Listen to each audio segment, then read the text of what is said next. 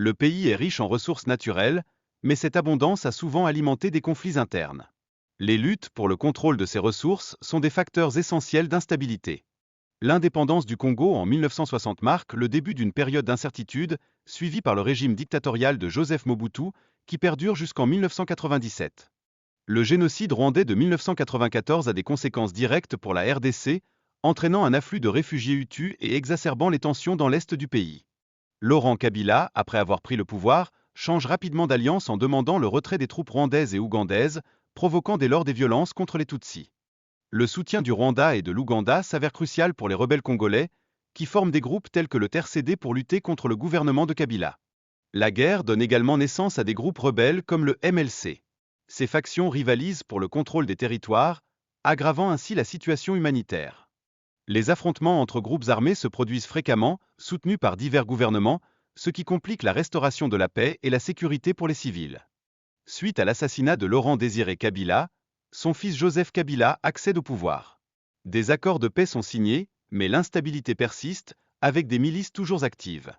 La création d'une nouvelle armée congolaise vise à pacifier le pays.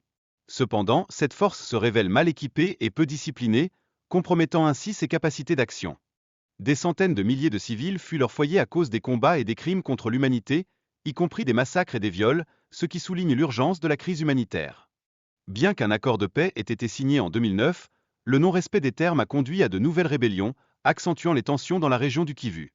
La fragmentation des groupes armés, avec plus d'une centaine de factions, complique considérablement la situation sécuritaire, aucun groupe ne menaçant directement le pouvoir central à Kinshasa. La région du Kivu abrite entre 60 et 80% des réserves mondiales de coltan, essentielles pour l'industrie électronique, ce qui souligne son importance économique. Les conflits au Congo ne sont pas seulement des rivalités locales.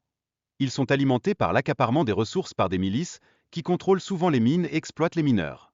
La vente des minerais congolais non seulement alimente des conflits, mais met également en péril la survie des villages locaux, qui dépendent de cette économie pour leur subsistance quotidienne.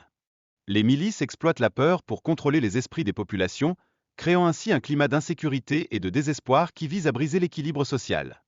L'utilisation d'enfants soldats comme chair à canon démontre la cruauté de ces conflits. Ils grandissent dans un environnement violent, rendant leur réintégration dans la société extrêmement difficile.